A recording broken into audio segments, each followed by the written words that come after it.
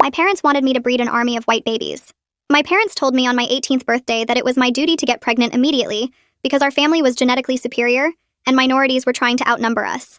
They'd always been weird about genetics and bloodlines, but I'd thought they were just garden variety racists.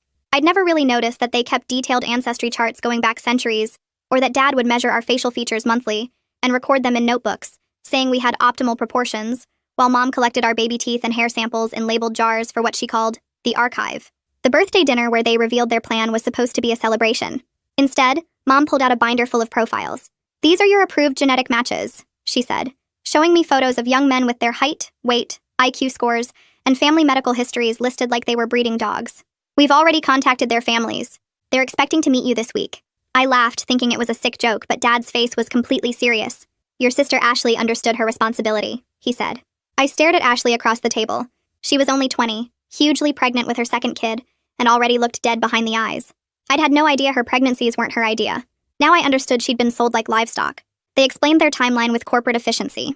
Dating for 2 months maximum, marriage by month 3, pregnant by month 6. They'd already put down deposits at fertility clinics in case I needed assistance. "The bloodline must continue through you," Mom said. "Our genetics are too valuable to waste. You should see how fast those half-breeds spit out babies. We have no time to lose." I tried to leave that night but discovered they'd changed the locks to only open from the outside. My phone had been replaced with one that could only call pre-approved numbers. My laptop was gone, my car keys missing. Ashley helped me understand the rules in whispers while washing dishes. Try to run, and they'd activate the tracking chip they'd had implanted during what I thought was appendix surgery. Refuse to comply and end up locked in the basement breeding suite they'd built for difficult daughters. The first meeting was with a man named Daniel, whose parents had driven 3 hours to present their son like a prize bull. Both families discussed our genetic compatibility while we sat in silence. His mother examined my teeth and hair while my mom showed off my academic awards as proof of intelligence. Daniel looked as trapped as I felt. After he left, I begged my parents to reconsider. I was 18, wanted to go to college, had dreams that didn't involve being a breeding machine. Mom slapped me hard across the face. "Your dreams don't matter," she said. "You were born for this purpose." Dad showed me ultrasound photos of Ashley's baby, explaining how their measurements already showed superior development. "This is your legacy," he said, not some meaningless degree. They scheduled 3 meetings a week with different approved matches. Each family had their own genetic obsessions. One wanted tall children and made me stand against a wall for measurements. Another brought DNA tests to verify our ancestry claims. I wanted to vomit but had to smile and nod or face the basement. Ashley gave birth at home because our parents didn't trust hospitals to handle genetically superior babies properly. I heard her screaming from my locked room while Mom coached her through delivery.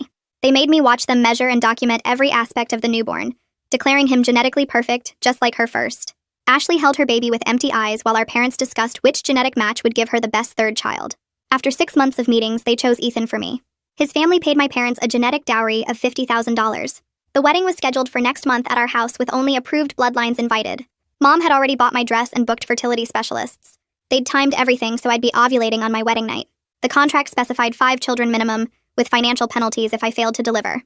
A week before the wedding, Ethan broke protocol and whispered to me during a supervised visit. "My sister killed herself rather than go through with this," he said quickly. "I found her journals. There's a whole network of us trapped in these breeding programs. Some families have been doing this for generations." He slipped me a phone number written on tissue paper. "Call them if you get a chance. They help people like us escape." That night, I heard Ashley singing to her babies through the wall. The same lullaby over and over, like her mind was stuck on repeat. She'd been valedictorian, had dreams of being a doctor. Now she was nothing. But before I could call the number, Mom found the paper. She dragged me to the basement by my hair to the breeding suite. Soundproofed walls, locks on every door, medical equipment for home births. "You can come upstairs when you're ready to fulfill your purpose," Mom said, locking the door behind her.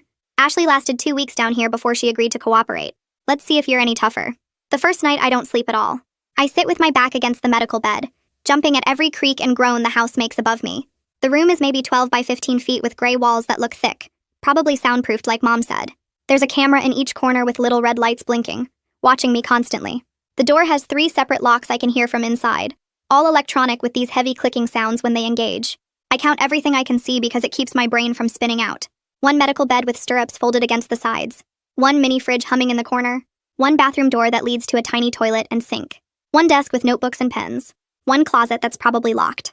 The fluorescent lights buzz overhead and I can't figure out how to turn them off. Around midnight, I hear it through the wall, Ashley's voice singing that lullaby over and over. The same verse repeating like a broken record, and I press my hands over my ears, but I can still hear her. My hands won't stop shaking as I realize Mom wasn't lying about Ashley's 2 weeks down here, and this is what compliance costs. When morning comes, I force myself to stand up and start checking everything like I'm studying for a test. The medical equipment includes a blood pressure cuff, stethoscope, and a whole shelf of supplies for home births that make me want to throw up. The mini fridge is stocked with prenatal vitamins, protein shakes, and healthy snacks all labeled with dates. I find the first aid kit mounted on the wall and open it slowly, looking for anything useful. Inside, there's bandages, antiseptic, pain medication, and a sterile scalpel in a sealed package. I slip the scalpel into my sock and it presses cold against my ankle. It's the only weapon I have, even though I don't know what I'd actually do with it. The desk drawers are locked, but the notebooks on top are blank, probably meant for me to document my pregnancy like some kind of experiment.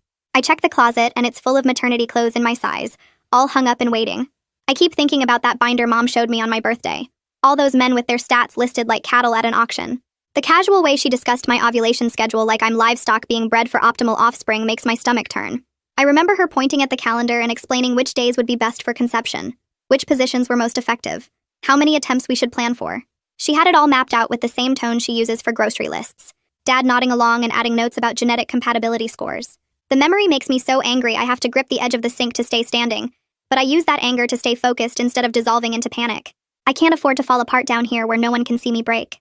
I get down on my hands and knees and press my face against the heating vent near the floor. The metal is cold against my cheek as I whisper Ashley's name over and over until my throat hurts. I call for her maybe 50 times, listening hard between each attempt for any response. She doesn't answer, but I swear I hear movement on the other side, like someone shifting position or maybe getting closer to their own vent. Just imagining she might hear me makes the isolation slightly less crushing. I want to tell her I'm sorry for not noticing sooner, for not understanding what they did to her, for being too late to help. But all I can do is whisper her name into the dark vent and hope she knows I'm here. Mom shows up mid-morning with a breakfast tray, and I hear all 3 locks clicking open before the door swings wide. She's got this bright, cheerful smile on her face that makes my skin crawl, like she's bringing me breakfast in bed instead of keeping me prisoner. She sets down eggs and toast and orange juice on the desk, then stands there with her hands folded waiting for me to acknowledge her. Her voice is sweet when she talks, explaining that I have 3 days to think seriously about my responsibility to the family. If I'm ready to cooperate by then, I can come upstairs for the wedding planning meeting with Ethan's family on Thursday. She says it like she's offering me a reward instead of another trap. She reminds me that Ashley made the right choice after her time down here, and now she has 2 beautiful babies who will carry on our superior bloodline. Then she leaves and I hear all 3 locks engage again, sealing me back inside. I briefly consider the scalpel in my sock and what I could do with it. I could hurt myself badly enough they'd have to take me to a hospital where I might be able to get help. Or I could try to use it as a weapon next time someone opens that door, though Mom and Dad would probably overpower me easily. But I'm not that person, and hurting myself won't actually free me. It'll just give them more control. Instead, I decide to play their game just long enough to find actual leverage, some way to turn their own system against them. I need to be smarter than them, more patient, more strategic. They think locking me down here will break me, but I'm going to use this time to figure out every weakness in their setup. I go back to the medical kit and search more carefully this time, taking inventory of everything that might be useful later. I find a small pen light that works and slip it into my pocket. There's gauze and medical tape I can use for God knows what, maybe padding if I need to break something quietly. I pocket some alcohol wipes and a small pair of scissors. Every tiny piece of agency feels like a victory, even though I'm still completely trapped.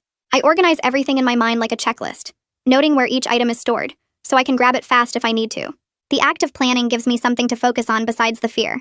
I spend the rest of the day and into the evening mapping the sounds of the house above me. I learn to recognize Dad's heavy footsteps versus Mom's lighter ones. I figure out when Dad leaves for work around 7 in the morning based on the garage door opening. I track when Mom does her afternoon errands because the house goes completely quiet for about 2 hours every day around 3. The door lock cycle with electronic clicks I'm starting to recognize, a specific pattern of beeps before they engage or release.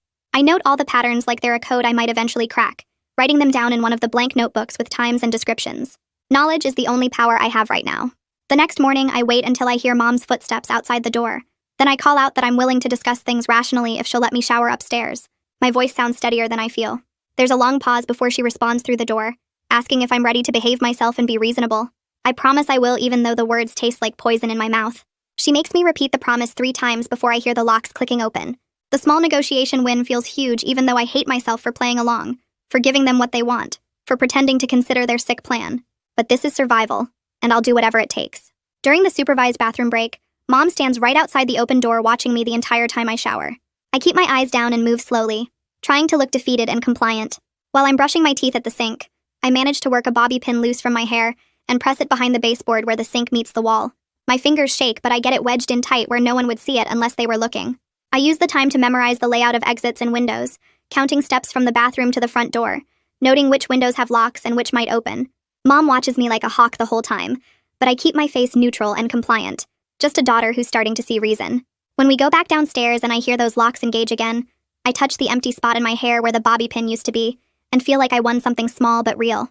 That afternoon, Mom unlocks the door and tells me Ethan is here for what she calls a getting-to-know-you session. I climb the stairs behind her with my heart pounding, because this might be my only chance to communicate with him somehow.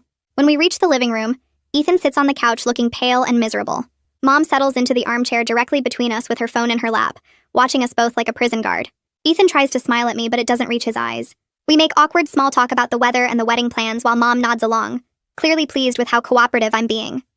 He mentions his family and stumbles over the words when he says his sister would have loved to be here.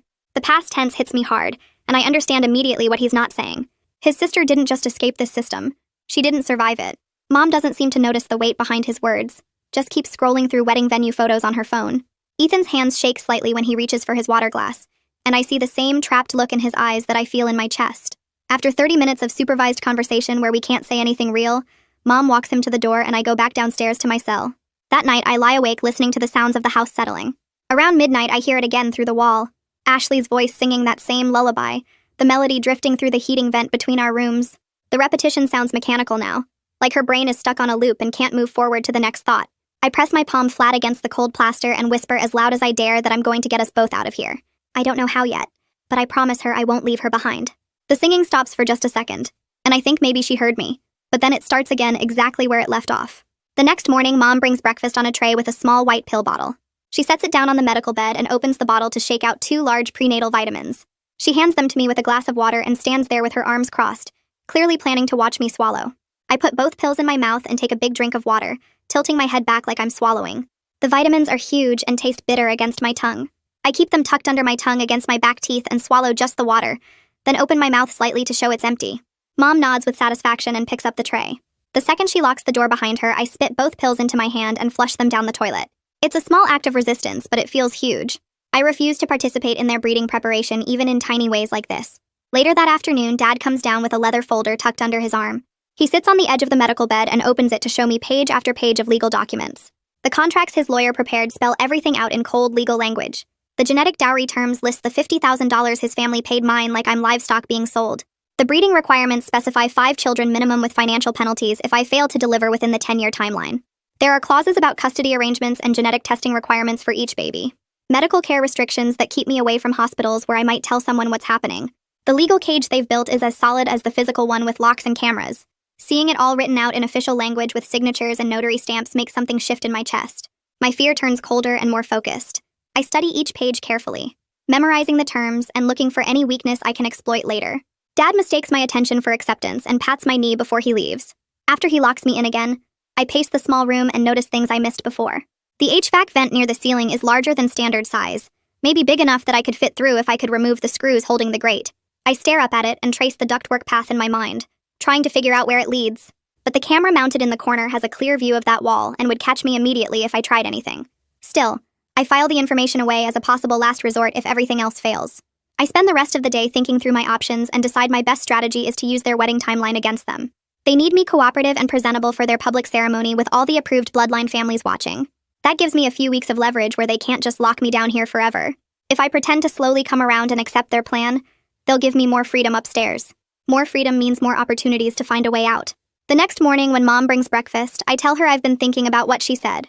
I ask if she could help me understand the family legacy better, because I want to know what makes our bloodline so important. Her whole face lights up with this pleased smile that makes my stomach turn. She actually hugs me tight and says she knew I'd eventually see reason. She promises to bring down the ancestry charts and explain everything properly. I have to hide my disgust and keep my face neutral while she practically skips back upstairs to get the materials. When she returns with armfuls of binders and rolled up charts, she unlocks the door and tells me I can come upstairs for this conversation since I'm being so mature. I follow her up to the dining room where she spreads everything across the table. While she's busy organizing the documents by century, I use the opportunity to study the front door area. The smart lock control panel is mounted on the wall next to the door frame with a small screen showing battery status and connection indicators. I can see it's connected wirelessly to their phones for remote control. The system looks sophisticated but not impossible to bypass. I start thinking about power outages and whether the locks have manual overrides for emergencies. Mom catches me looking, and I quickly turn my attention back to the ancestry charts she's explaining. She traces our family line back through centuries, pointing out the facial measurements and genetic markers they've tracked. I nod and ask questions that make me sound engaged while my brain works on escape plans. When she finally takes a break, I ask if I can use the approved phone to call the fertility clinic with some questions. Mom is absolutely thrilled by my apparent engagement with the breeding program. She hands me the phone and hovers nearby while I scroll through the contacts looking for the clinic number. That's when I notice a number labeled medical emergency that looks different from the others. It doesn't have the same monitoring icon next to it that all the other approved numbers show. I file that information away and make the fake call to the clinic, asking basic questions about prenatal care while Mom beams with pride. That night, back in the basement, I start planning how to fake a medical crisis, serious enough to get me to an emergency room, but controllable enough that I won't actually hurt myself. An allergic reaction might work if I can figure out what to use as a trigger. Or maybe a blood sugar crash if I can time it right by manipulating my food intake. I need something that looks scary enough that they'll panic and take me to professionals, but not something that will actually damage my body or the baby they're so obsessed with me having. I spend hours thinking through the options and timing, knowing I only get one shot at this before they figure out what I'm doing. The next evening, I pocket 3 sugar packets from breakfast and eat them all at once when Mom brings lunch, feeling the sweetness coat my tongue. My body buzzes with the sudden spike, and I force myself to stay calm while the sugar hits my system. When dinner comes, I refuse to eat anything, claiming my stomach hurts, and Mom just shrugs and takes the tray away. 2 hours later, the shaking starts in my hands and spreads through my whole body. Sweat soaks through my shirt and the room spins when I try to stand. I make it to the bathroom before my legs give out and I collapse on the tile floor, my vision going dark around the edges. Mom's footsteps pound down the stairs and she's screaming for Dad before I even hear the door unlock. Dad scoops me up and carries me to the car while Mom grabs her purse, both of them talking over each other about blood sugar and dehydration. The urgent care clinic is 15 minutes away, and I stay limp in the back seat, letting my head loll while they argue about whether this will delay the wedding timeline. At intake, a nurse named Trish Campbell takes my vitals and asks what happened. Mom jumps in with her story about me being stressed and not eating properly, but Trish keeps her eyes on me while checking my blood pressure. When Mom turns to fill out paperwork, I fold the note I'd written earlier and press it into Trish's hand during the pulse check. She doesn't react at all, just squeezes my fingers once and slides the paper into her scrub pocket. I see her make some kind of mark on her computer screen before calling us back to an exam room. The doctor comes in and Trish stays, positioning herself between me and my parents while they examine me. She asks me direct questions about eating and stress that my parents try to answer for me, but she keeps redirecting back to me. I can see Mom getting annoyed, but she can't make a scene in front of medical staff. Trish documents everything the doctor says and takes photos of the bruises on my arms from when Dad dragged me back inside after my last escape attempt. My parents hover and try to control the conversation, explaining away every mark and symptom with reasonable-sounding excuses. The doctor orders an IV for dehydration and some blood tests, and Trish administers everything while my parents sit in chairs against the wall watching. She manages to slip a small card into the medication instruction sheet when she hands me the discharge papers, and I palm it smoothly before Dad can see. He searches my pockets in the car anyway, patting me down like I'm a criminal, but the card is already tucked into my underwear where he won't check in public. Back home, Dad announces he's installing cameras in the bathroom starting tomorrow, and I'll only get supervised shower time from now on. Mom nods along like this is perfectly normal parenting and not complete invasion of my privacy. The humiliation sits in my throat like a rock, but I swallow it down and focus on the card hidden against my skin. My next supervised shower happens the following morning with Mom sitting on the closed toilet lid scrolling her phone. I work fast while the water runs, finding a loose panel under the sink and wedging the hotline card behind it. The panel clicks back into place just as Mom looks up and I finish washing like nothing happened. That afternoon, the approved phone buzzes with a text from Ethan saying he's looking forward to building our family and can't wait for the wedding. The phrasing is stiff and weird, nothing like how he talked during our supervised visits, and I understand his parents are reading everything he sends. I respond with equally careful language about being excited for our future together, trying to signal that I know we're both being watched. Mom appears in my doorway that evening with her planning binder and announces the fertility specialist can see us next week. She's moving the wedding up by 2 weeks to make sure we stay on the original pregnancy timeline, and my chest gets tight with panic. I force myself to nod and ask questions about the dress fitting, playing the cooperative daughter while my brain races through escape options. The fertility consult happens 3 days later in a sterile office that smells like cleaning products. The doctor explains ovulation tracking and optimal conception windows, while my parents take notes like students in class. When the doctor steps out to get some paperwork, I let myself sway in the chair and then pitch forward onto the floor, making sure to fall hard enough that it looks serious. Mom shouts for the doctor and they have to reschedule everything while they check me over again, and I can see the frustration in Mom's face even though she has to act concerned in front of the medical staff. 2 days after that, someone knocks on our front door in the middle of the afternoon. Dad answers it and I hear a man's voice asking to speak with me, identifying himself as Officer Evan Dean doing a welfare check. My parents exchange a quick look before Dad invites him in with exaggerated politeness. Mom positions me on the couch and sits next to me with her arm around my shoulders, playing the loving mother while Dad offers the officer coffee. Evan asks me how I'm doing and if everything is okay at home, his eyes scanning the room and landing on me with an expression I can't quite read. I stand there in the living room with my parents flanking me like guards and say, "I'm fine. Everything is great. I just want to make my parents happy. I repeat that phrase 3 times in slightly different ways, remembering something from a TV show about domestic violence signals, and I see Evan's expression shift slightly. He asks a few more questions that my parents intercept with their rehearsed answers about wedding stress and teenage emotions. Before he leaves, he puts his card on the coffee table and Dad picks it up immediately after the door closes but doesn't throw it away. That night back in the basement, I trace the ceiling cracks with my eyes and think about Trish flagging something in her system and Evan showing up asking questions. The walls are closing in with the moved up timeline, but tiny cracks are forming in my parents' control, and I just need to find the right pressure point to make everything split open. Dad adjusts his position on the couch arm and asks Evan if there's anything else he needs, his voice carrying that edge of forced patience that means he wants this over. Evan looks at me again and asks if I'm excited about the wedding, and I open my mouth to give the rehearsed answer, but something snaps inside. I hear myself say, I just want to make my parents happy, and Mom's arm tightens around my shoulders in what looks like affection, but feels like a warning. Evan nods slowly and asks what I'm looking forward to most about married life, and I repeat it again. I just want to make my parents happy. The words coming out flat and robotic. Dad shifts his weight and starts to stand, clearly ready to show Evan out, but Evan keeps his eyes on me and asks one more question about my plans for the future. I just want to make my parents happy, I say for the 3rd time, and I watch something change in Evan's face, a recognition that makes my chest tight with desperate hope. He reaches into his jacket and pulls out a business card, setting it on the coffee table between us before Dad can intercept.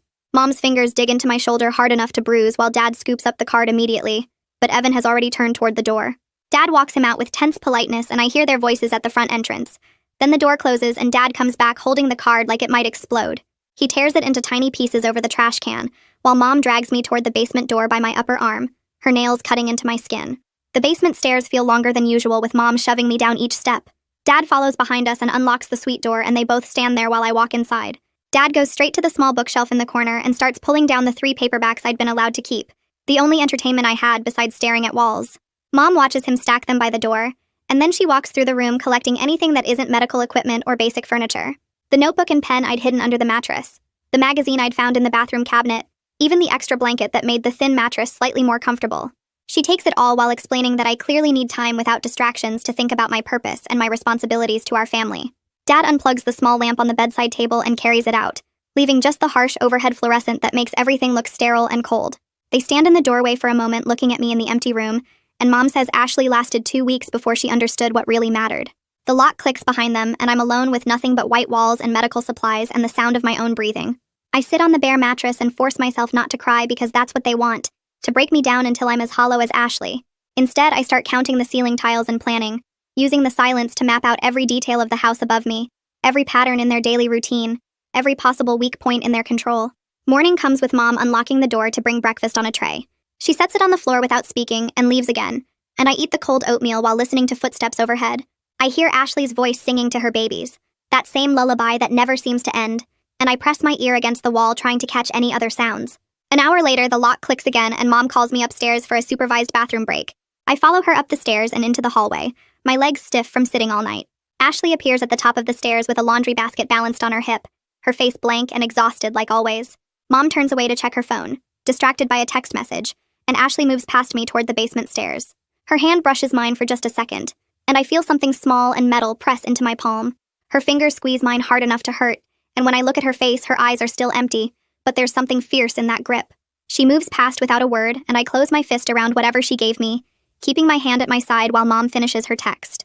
In the bathroom, I open my hand and find 2 bobby pins, bent slightly at the ends like someone has used them before. I hide them in my sock before Mom knocks on the door asking if I'm done, and I flush the toilet and wash my hands while my heart races with the first real hope I've felt in days.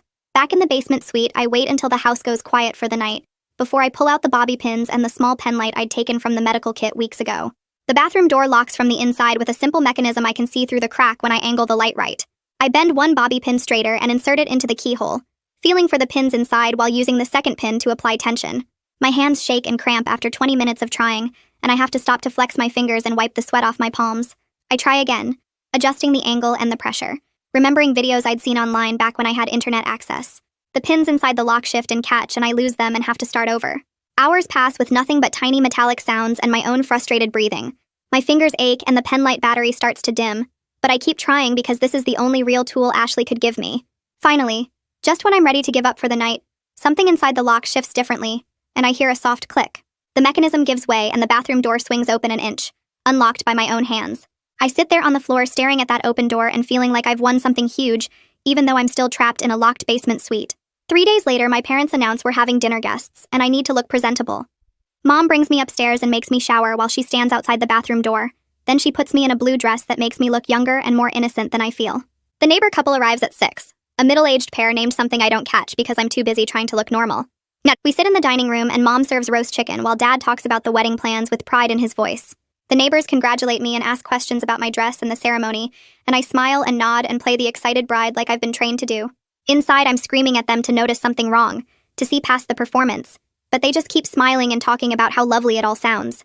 The wife asks if Ethan and I are planning to start a family right away, and Mom jumps in to explain our hopes for children while I sit there feeling sick. Dad mentions my good grades and my genetic advantages like I'm a prize cow, and the neighbors laugh and say we'll have beautiful babies. I watch them believe every word. Watch them see exactly what my parents want them to see, and I understand that no one is going to save me just because they happen to witness my performance. After they leave, Mom sends me back to the basement with a warning that more people will be watching as the wedding gets closer, so I better keep acting appropriately. The next afternoon, Mom brings me upstairs for a supervised shower, standing outside the bathroom door like always while I wash quickly in lukewarm water. I notice the basement laundry area through the open door across from the bathroom, and I can see a gray metal box mounted on the wall with the door hanging slightly open. I angle myself to get a better look while pretending to focus on washing my hair, and I can see labels inside the box marking different circuits. Kitchen, living room, master bedroom, basement suite. The breaker box controls all the power in the house, including whatever system runs those electronic locks on all the doors. Smart locks need power to function, which means a power outage might make them default to manual mode instead of staying locked. I file this information away while rinsing soap from my hair, and when Mom knocks to tell me to hurry up, I'm already planning how to test this theory. If I can trip the right breaker for just a few seconds, I might be able to find out if those locks release or if they fail secure. The difference could mean everything. I wait until the middle of the night when the house goes completely silent above me. The metal bed frame conducts electricity, and if I can create a short circuit between the frame and the outlet near the headboard, it might trip the breaker for the basement circuit. I use the bent end of one bobby pin to bridge the connection, holding my breath and turning my face away in case it sparks. The lights go out instantly, and I hear a loud click from the door mechanism, then another click from somewhere else in the basement. I count in my head, 1, 2, 3, 4, 5, 6, 7, 8, and then the lights flicker back on with Dad's footsteps pounding overhead. The door lock clicks again, this time sealing shut, but for those 8 seconds it had definitely switched to manual mode. I hear Dad coming down the stairs and I'm already back in bed pretending to sleep, the bobby pin hidden under my pillow. He opens the door and checks the room with a flashlight, looking for any sign of what caused the electrical problem. I keep my breathing slow, and even while he examines the outlets and the medical equipment, and finally he leaves and locks the door again. But now I know something crucial. 8 seconds of darkness equals 8 seconds when the lock's release to manual, and 8 seconds might be just enough time to reach the bathroom and make a phone call if I can time everything perfectly. The next attempt comes 2 nights later when I've memorized exactly how many steps it takes to reach the bathroom from my bed. I create another short circuit with the bobby pin and the lights die, that same loud click echoing from the door. I sprint across the dark room, my hands outstretched to feel for the bathroom door frame, and I'm inside in 4 seconds. The hotline card is still hidden behind the sink baseboard where I'd left it, and I grab the approved phone from my pocket where I'd hidden it during my last supervised bathroom break. My fingers shake while I dial the number in the dark, and a woman's voice answers just as the lights flicker back on. I whisper as fast as I can that I'm trapped in a basement and being forced into marriage and pregnancy, my words tumbling over each other. The woman, Rafaela Crawford according to what she tells me, stays completely calm and asks me to breathe. She asks if I'm in immediate danger and I say yes, and she tells me to call back when I can talk longer. She gives me a code word to use if I need emergency extraction, something simple like red cardinal, that wouldn't sound suspicious in regular conversation. I hear Dad's footsteps on the stairs and I end the call, shoving the phone back in my pocket and the card behind the baseboard. I'm sitting on the bathroom floor when he opens the door and I tell him I was using the toilet when the power went out. He doesn't believe me. I can see it in his eyes, but he can't prove anything. The next morning, my parents search my room while I sit on the bed watching. Mom goes through the medical supplies piece by piece while Dad checks every corner and crevice, looking for whatever caused the power incidents or any contraband I might have hidden. I'd shoved the hotline card down the sink drain the second I heard them coming, destroying my only physical connection to help, but the phone number is burned into my memory now. They don't find the bobby pins because I'd hidden them inside the hollow bed frame leg, and they don't find the approved phone because it's in my underwear where Dad won't search. Mom tears the thin mattress off the bed frame and checks the springs. Then she empties the first aid kit and examines each item. Dad unscrews the vent cover and shines a flashlight inside, and I hold my breath thinking about all the times I'd whispered to Ashley through those vents. Finally, they give up and leave, but Dad stops at the door and looks at me with suspicion carved into every line of his face. He tells me he knows I'm planning something and he's watching everything I do, and the wedding is in 5 days whether I cooperate or not. After he locks the door, I sit in the searched and stripped room and I realize I'm running out of time to make this work. But Rafaela knows about me now. And somewhere out there, people are working on a plan. And I just need to survive long enough for that plan to reach me. The approved phone rings the next afternoon, and I answer it with my parents standing right there listening. A woman's voice asks for me by name and identifies herself as calling from the fertility clinic to confirm my appointment. I recognize Rafaela's voice immediately, even though she's using a professional tone that sounds nothing like our whispered conversation. She asks if I'm still experiencing the symptoms we discussed, and I say yes while Mom leans closer to hear. Rafaela asks careful questions about my cycle and my health, but the real message is buried in the medical terminology. She asks if I'm having any bleeding or cramping in my lower right quadrant, and I understand she's asking about my location in the house. I tell her no bleeding but some cramping, which means I'm okay but trapped. She asks if I have any family history of complications, and I mention my sister's difficult deliveries, giving her information about Ashley. Mom interrupts to ask about the appointment time, and Rafaela smoothly confirms it's scheduled for next week, which I understand means she needs more time to arrange help. She ends the call by saying someone will contact me soon to confirm details, and I hang up knowing that the plan is moving forward even if I can't see all the pieces yet. Mom seems satisfied that it was just a routine medical call, but I catch Dad watching me with that same suspicious look. The walls are closing in with the wedding only days away, but tiny cracks keep forming in my parents' control, and somewhere out there Rafaela is working to turn those cracks into an opening wide enough for me to escape through. Mom unlocks the door the next morning and her smile is fake and bright like she's trying to sell me something. She announces the wedding is happening in 1 week instead of 3, because the fertility specialist had a cancellation, and we need to take advantage of the timing. Her voice is cheerful, but I can see the calculation behind her eyes, and the way Dad hovers in the doorway watching my reaction. They're speeding everything up because they know I'm planning something even if they can't prove it yet. My chest gets tight and my breathing goes shallow, but I force myself to nod and act like I'm accepting this new timeline. Mom explains the dress fitter is coming to the house this afternoon since I haven't earned the privilege of going to a real bridal shop. The word privilege makes my jaw clench, but I keep my face neutral and cooperative. The fitter arrives with garment bags and a tackle box full of supplies, setting up in the living room while Mom supervises every measurement and pin. I stand on a stool in my underwear while this stranger circles me with chalk and a measuring tape, marking fabric and making notes. Mom keeps saying things about how I'll be such a beautiful bride, and how Ethan's family will be so pleased with my appearance. The fitter opens her tackle box to grab more pins, and I see the seam ripper sitting right there in the top tray. My heart starts pounding, but I keep my face blank and bored like I'm not paying attention. When the fitter turns to adjust the hem and Mom steps into the kitchen to answer her phone, I palm the seam ripper in one quick motion and slide it into my sock. The metal is cold against my ankle and I'm terrified someone saw but nobody reacts. After the fitting, I get sent back downstairs and I use the seam ripper to make tiny scratches on the window frame, testing which side of the glass might break easier if I need to smash my way out. The scratches are barely visible, but they tell me the left side has a weak spot where the frame is separating from the wall. Every small piece of information feels like building blocks toward something, even though I still don't have a complete escape plan. Dad comes down that evening with some kind of handheld device that looks like a grocery store scanner. He makes a big show of waving it near my stomach and telling me the tracking chip is active and monitoring my location at all times. His voice is serious and threatening, and for a second I'm genuinely scared that they really did implant something during my appendix surgery. But then I remember what Ethan said about his sister and the network of people trapped in breeding programs, and I realize this is probably just psychological warfare. They want me to believe I'm chipped so I won't even try to run. The scanner beeps and Dad nods like it confirmed something, but the beep sounded fake and theatrical. I file this information away and decide to test their surveillance claims. The next day, I'm putting on my shoes for a supervised trip upstairs when I feel something hard in the toe of my sneaker. I pull out a tiny AirTag that must have been hidden there for weeks. My parents have been tracking my location with basic technology this whole time and trying to make me think it was some advanced medical implant. I wait until my bathroom break and flush the AirTag down the toilet, watching it disappear with a surge of satisfaction. Their surveillance isn't as good as they pretended, and the chip story was just another control tactic to keep me scared and compliant. The approved phone buzzes with a text from Ethan that afternoon. The message says his family is watching everything he does, and he can't help openly, and there's a photo attached that shows his bedroom door with a padlock on the outside. We're both prisoners in different ways, and I realize I can't count on him for any kind of rescue. He's as trapped as I am, and probably facing the same threats and psychological games. I text back something neutral about looking forward to our future together, knowing his parents are reading every word. That night at dinner, I hold the approved phone under the table and start the voice recorder app. My parents are discussing their breeding program goals and using words like genetic superiority and bloodline preservation and optimal offspring. Mom talks about how they need to accelerate my pregnancy timeline because other families in their network are producing children faster. Dad mentions the $50,000 dowry and how it's an investment in securing the best genetic material for our family line. The audio is clear and damning, and I managed to email it to myself using a fake appointment confirmation that looks like it came from the fertility clinic.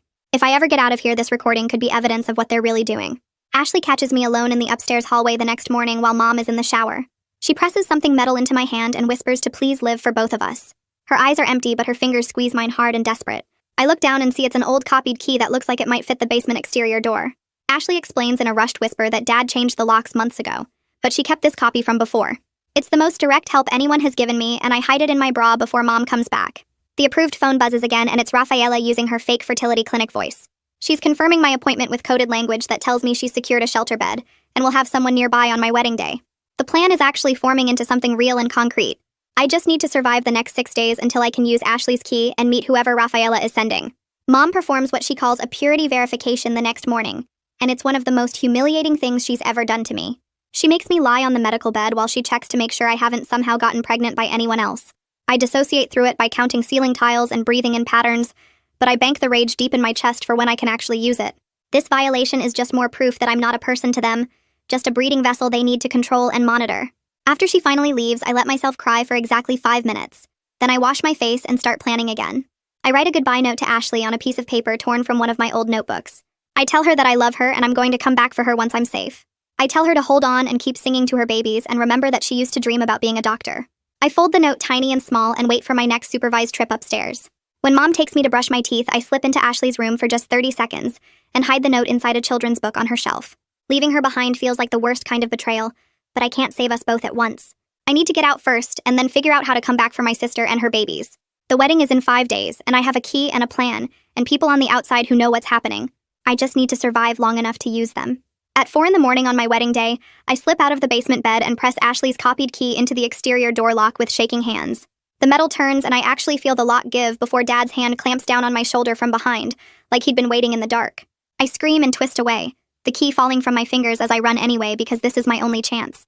My bare feet slap against the basement floor while Dad shouts for Mom and I sprint through the house in my pajamas, crashing into furniture in the pre-dawn darkness. I make it to the front door and yank it open, bursting onto the street before the sun is fully up while my lungs burn and my legs pump harder than they ever have. I'm screaming for help at the top of my voice, waving my arms at the empty street while my parents chase me in their bathrobes looking like normal concerned parents instead of the monsters they are. A neighbor pauses in his driveway getting his newspaper, clearly uncomfortable as he watches me in pajamas screaming about being held prisoner. He looks between me and my parents and I can see him deciding this is a family dispute he doesn't want to get involved in, and my heart sinks as he turns away. Mom is gaining on me and I hear her calling my name in that fake sweet voice she uses in public, telling the neighbor I'm having an episode and forgot my medication. A car turns onto our street and I recognize the driver from the photo Rafaela had sent to the approved phone, a woman with short dark hair in a gray sedan. I throw myself toward the vehicle while my parents grab at my clothes and Mom's nails scratch my arm drawing blood. The driver accelerates and I manage to get the door open, tumbling inside while Dad pounds on the window hard enough that I think the glass might break. We peel away from the curb and I look back to see my parents standing in the street in their bathrobes, and Mom's face is twisted with rage that she can't hide anymore. We drive straight to the hospital where Trish Campbell is waiting at the emergency entrance like Rafaela had arranged. Trish takes me to a private exam room and documents every bruise on my body with photos and careful notes, asking questions in a calm voice about the basement suite conditions and my parents' forced breeding program.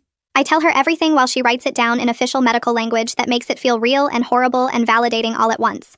She examines the scratches on my arm where Mom grabbed me and the bruises on my shoulder where Dad caught me, taking more photos and labeling everything with timestamps. The hospital staff finds an AirTag I'd missed sewn into the lining of my jacket and removes it, placing it in a plastic bag for evidence.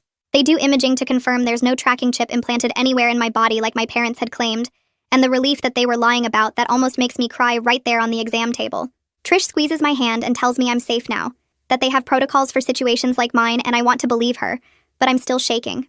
Officer Evan Dean arrives to take my statement and he reviews the audio recording I'd made of my parents discussing their breeding program goals, listening with a serious expression that never changes. He looks through Trish's medical documentation and the photos of my injuries, then explains, "This is enough for a protective order, but criminal charges will take more investigation and evidence." I feel my hope deflate a little because I want them arrested right now, want them locked up so they can't hurt Ashley anymore. But Evan says the system doesn't work that fast. My parents file a missing person report claiming I was kidnapped, and by afternoon they're calling Evan's department insisting I'm mentally unstable and was taken by a cult. The gaslighting continues even when I'm not there to hear it, and Evan shows me the report they filed describing me as delusional and saying I've been brainwashed by anti-family extremists. It makes me so angry I can barely see straight because they're trying to twist everything, trying to make themselves look like victims when they're the ones who built a breeding suite in their basement. Rafaela takes me to the domestic violence shelter where I have to follow strict security protocols and can't tell anyone my location, not even through the phone they give me. I feel guilty relief at being safe while Ashley is still trapped with her 2 babies, and the guilt sits heavy in my chest like a stone I can't swallow. The The shelter is clean and quiet with locked doors and cameras, and my room has a bed and a dresser and a window with bars that are meant to keep danger out instead of keeping me in. I lie on the bed and stare at the ceiling and think about Ashley singing her lullaby through the wall, and I promise myself I'll come back for her once I figure out how. Evan attempts a welfare check on Ashley the next day, but my parents refuse to let him see her without a warrant, and their lawyer shows up within an hour. The system moves slowly like molasses, and I'm scared of what they might do to her now that I've escaped and exposed their program. Evan calls to tell me he's working on getting a warrant, but it takes time to convince a judge, and I want to scream that Ashley doesn't have time. I meet with Antonia Bruno from Legal Aid, who explains my options are complicated because I'm 18, and technically left voluntarily, which means it's harder to prove I was held against my will. She can help me get a protective order, but stopping them from continuing the breeding program with Ashley requires Child Protective Services involvement, and that's a whole different system with different rules. Antonia is kind but realistic, telling me these cases take weeks or months to resolve, and I feel like I'm drowning in bureaucracy while my sister suffers. The court hearing happens 3 days later in a small windowless room that smells like old carpet and stress. The judge is a tired-looking woman who flips through Antonia's paperwork, while my parents sit across the aisle with their lawyer, a man in an expensive suit who keeps writing notes on a yellow pad. Antonia presents Trish's medical records and the audio recording I made, plus Evan's report about the basement suite and the breeding program contracts. The judge reads everything slowly, her face staying blank the whole time, and I sit there trying not to throw up from nerves. She grants a temporary protective order that keeps my parents from contacting me or coming within 500 feet of the shelter. But then she looks at me over her glasses and says it's only good for 2 weeks unless we can prove ongoing threat at the next hearing. Antonia squeezes my hand under the table, but I can tell from her face this isn't the win we wanted. My parents have to leave the courtroom first, and Dad stares at me the whole way out, his expression promising this isn't over. It's something, but it doesn't feel like enough. Not when Ashley is still trapped in that house with her babies. That same week, Evan calls to tell me my parents somehow found out which police station he works at, and they've been showing up there every day demanding to know where I am. They stand in the lobby making threats about lawsuits for parental interference and kidnapping charges, claiming I'm mentally unstable and the police are helping criminals hold me hostage. Evan sounds tired when he explains this, like dealing with my parents is wearing him down even though he's trained for difficult people. His supervisor finally has to get involved and ban them from the building after Dad starts following officers to their cars in the parking lot. The ban is official with paperwork and everything, but Evan warns me it just means they'll find other ways to cause problems. I feel guilty that my escape is making his job harder, but he tells me firmly that this is exactly what these cases look like, and I shouldn't apologize for getting help. 2 days after that, I get a message through the DV hotline from someone who identifies themselves as a friend of mine, using the code phrase Rafaela set up. It's from Ethan, and the message is short and careful, probably because his family monitors everything. He says his parents are doubling down on their breeding program goals, and they're already looking at profiles for a new match for him, some girl from a family 3 states away who they've been in contact with for years. Reading it makes me feel sick to my stomach because I know there are others trapped in this same system, probably dozens or hundreds of people in these weird eugenics families, and my escape might have just moved their focus to someone else. Ethan ends the message by saying he's trying to document everything like I did, building a case, but it's hard when they watch him constantly. I write back through the hotline telling him to be safe and that the network is real, but the words feel empty when I'm free and he's still trapped. The protective order hearing 2 weeks later is worse than the first one. My parents bring a different lawyer this time, a woman who smiles at the judge like they're old friends, and then spends 30 minutes painting me as a rebellious teenager who's been influenced by anti-family activists. She shows photos of me at protests in high school, twists my college plans into proof I rejected family values, and claims the breeding program is just my parents' religious beliefs about traditional marriage that I'm misrepresenting. She makes Ashley's pregnancy sound like normal family planning, and calls the basement suite a mother-in-law apartment they were renovating. The judge looks skeptical but also uncertain, glancing between the lawyers while my parents sit there looking like hurt victims instead of the people who locked me in a basement. Antonia fights back hard with the medical evidence and recordings, but I can tell we're losing ground. The judge extends the protective order for 6 months instead of dismissing it, which Antonia says is good, but she also says there isn't enough evidence yet for criminal charges, and CPS needs more time to investigate. I leave the courthouse feeling like I only half won, like the system is protecting me but not enough to actually stop my parents. After the hearing, I start seeing a therapist at the shelter twice a week, a quiet woman who doesn't push me to talk about things before I'm ready. The sessions are hard because talking about the breeding program and the basement makes it real all over again, but she teaches me breathing exercises for when I panic and helps me understand that what happened wasn't normal family conflict.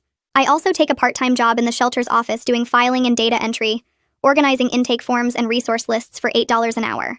The work is boring, but I like having somewhere to be every day, a routine that makes me feel less like a victim waiting for rescue and more like someone who's surviving one day at a time.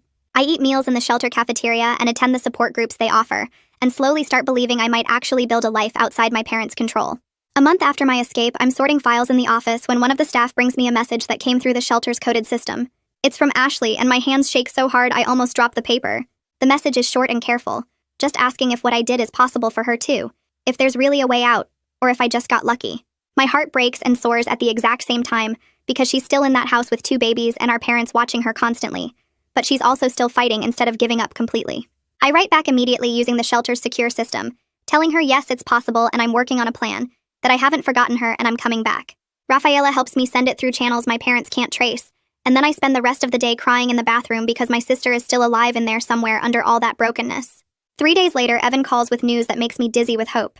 He tells me he's opened a formal investigation into human trafficking and coercive control, not just for my case, but for the whole network of breeding program families that Ethan told me about. He's working with federal agents now because this crosses state lines, and CPS is finally involved in Ashley's case after his supervisor pushed them.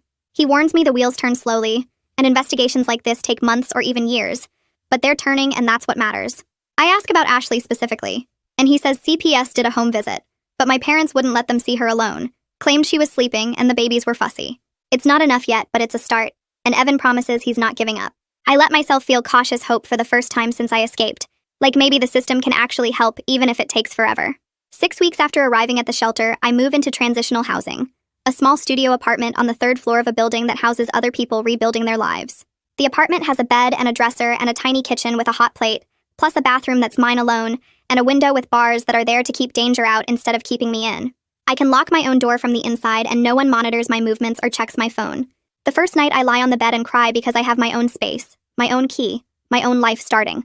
I keep a go bag packed in the closet for Ashley with clothes in her size, toiletries, cash I've been saving from my shelter job, and a burner phone. It sits there ready for whenever she can run, because I know she will, and I'm going to be ready to help her find the same freedom I fought for. 2 weeks into my new apartment, I enroll in a GED preparation class at the community center 3 blocks away. The classes are free and meet 4 nights a week, helping people like me who never got to finish high school get their diplomas.